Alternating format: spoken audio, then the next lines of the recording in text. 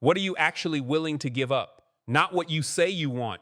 Everyone says they want the body, the business, the freedom, the version of themselves they see in their head when they close their eyes at night. But say it out loud right now to yourself. What are you willing to lose to get it? Because that question is the only one that matters, and almost nobody answers it honestly. They want the reward without paying the price. They want the harvest without the season of planting, the muscle without the soreness, the empire without the years nobody was watching. And that's exactly why most people stay exactly where they are, year after year, watching their own potential rot in a drawer they never open. Sacrifice isn't loss. Sacrifice is the currency of transformation. It is the only currency that's ever actually purchased anything that mattered. And tonight, we're going to talk about what it really costs to become who you're capable of being and why almost nobody is willing to pay it. Let's start with the trap. The comfortable, cushioned, climate-controlled trap that swallows more dreams than failure ever has. Comfort doesn't announce itself as the enemy. It doesn't kick down your door in the middle of the night. It seeps in quietly, through the snooze button, through the I'll start Monday, through the version of you that's tired enough to justify staying still for one more day. Comfort feels like safety, but it's actually erosion. It's potential being worn down one easy decision at a time. So slowly you don't even notice the damage until years have passed and you're left wondering where the time went. The people who never become anything aren't usually defeated by some massive failure, a public collapse, a dramatic loss. They're defeated by 10,000 small moments where the comfortable choice won and the costly choice lost. The tragedy isn't that they couldn't do it. It's that they never even tried, because trying would have required giving something up, and giving something up felt like too high a price for a future that wasn't guaranteed. Now here's a lie you've probably been told, dressed up as wisdom. Balance. Everyone wants balance. Balanced diet, balanced schedule, balanced life. Work hard but not too hard. Want it but don't want it too much. Push yourself but make sure you're still relaxed every evening. But balance is for people who are maintaining, not people who are transforming. You cannot build an empire and protect every hour of your sleep. You cannot master a craft and still have every weekend free. You cannot become exceptional while giving equal weight to everything that doesn't matter as much as the one thing that does. Growth, real growth demands imbalance. It demands that for a season, not forever, but for a defined, intentional season, something has to bend so something else can rise. The people who reach the top of any field you can name didn't get there by balancing everything evenly across their lives. They got there by deciding with total clarity what they were willing to let fall, and they let it fall without apology. So what do people actually give up? Strip away the highlight reels and the social media versions of success, the curated photos and the inspirational captions, and you'll find the same pattern over and over again across every industry, every era, every culture. Sleep traded for early mornings nobody saw and nobody applauded. Relationships narrowed down to the few who understood the mission instead of resenting it, while the rest quietly drifted away. Free time converted into skill, into reps, into hours of unglamorous repetition that built something invisible until suddenly it wasn't. Certainty abandoned in favor of risk that might not pay off, might never pay off, and had to be taken anyway. Approval sacrificed the moment they stopped asking permission to be different from everyone around them. None of this is glamorous. None of it makes a good highlight reel or a viral clip. But it is the actual blueprint, repeated across every story of real achievement you've ever respected, whether you knew it or not. The cost is rarely visible, only the result is. And that's exactly why so many people misjudge what success actually requires. They only ever see the finished product, never the years of trade-offs that built it. And here's the part most people refuse to hear because it's uncomfortable and because nobody wants to be told there's no escape hatch. There are only two kinds of pain available to you, and you don't get to choose neither. There's the pain of discipline, waking up early when you'd rather sleep, saying no to what's easy, pushing through the part of the work that nobody enjoys and nobody sees. And there's the pain of regret, lying awake at 50, 60, 70 years old, wondering what could have been if you'd just been willing to pay the price when you had the time, the energy, and the years ahead of you to pay it. The pain of discipline weighs ounces, distributed across years of small, manageable effort.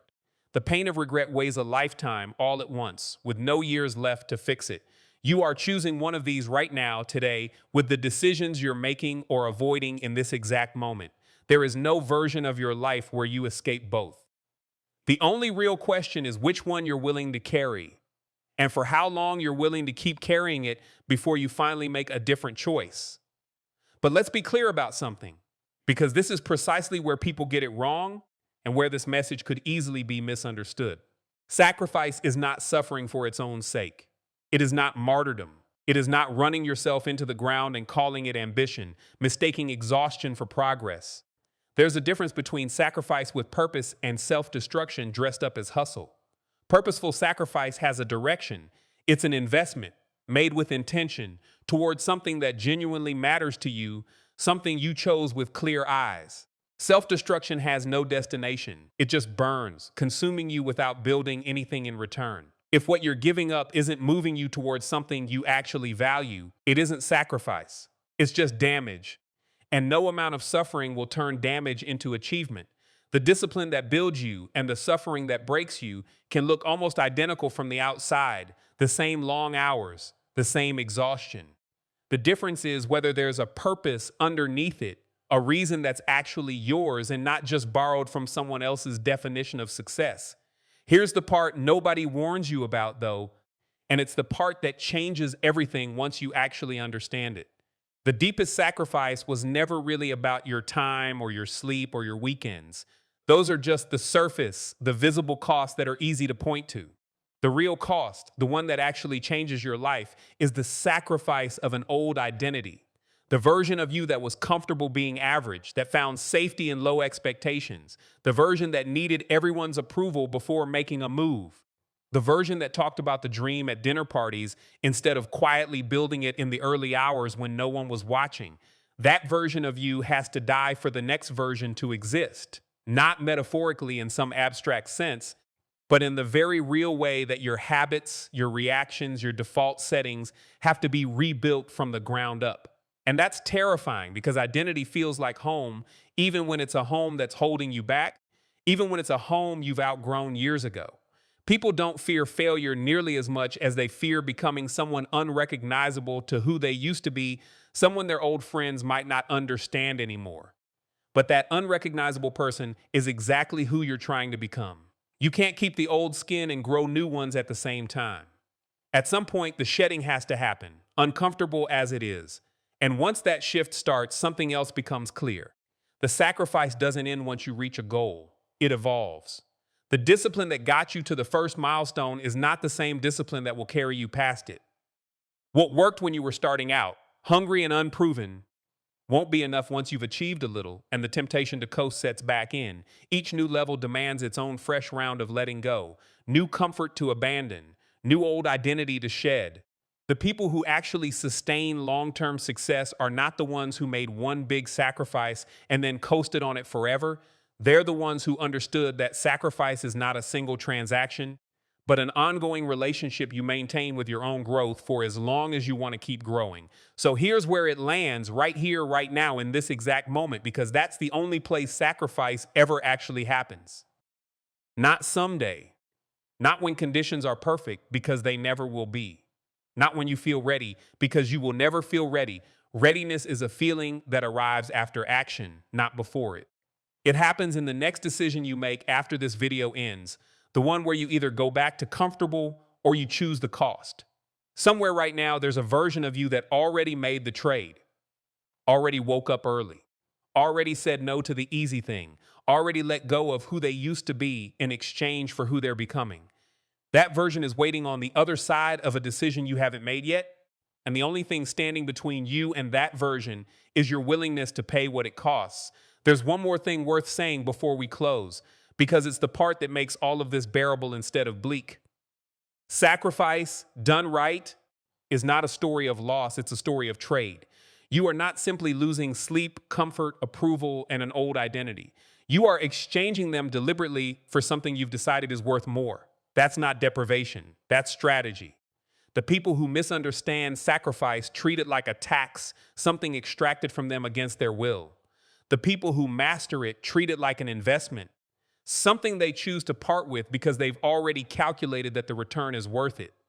The mindset shift between those two views is enormous, even though the actions might look identical from the outside. One version of you resents the early mornings. The other version of you understands exactly why they're necessary, and that understanding turns sacrifice from a burden into a decision you keep making on purpose, day after day, because you know what it's buying you. Sacrifice was never the punishment. It was always the price of admission. Everyone wants the result. Almost no one wants the bill. The question was never whether you're capable of greatness. You already know you are, somewhere underneath the noise and the excuses. The only question that's ever mattered, the only one that's ever separated the people who became something from the people who only talked about it, is whether you're willing to pay for it. So decide. Not tomorrow, not when it's convenient. Right now, what are you finally willing to give up?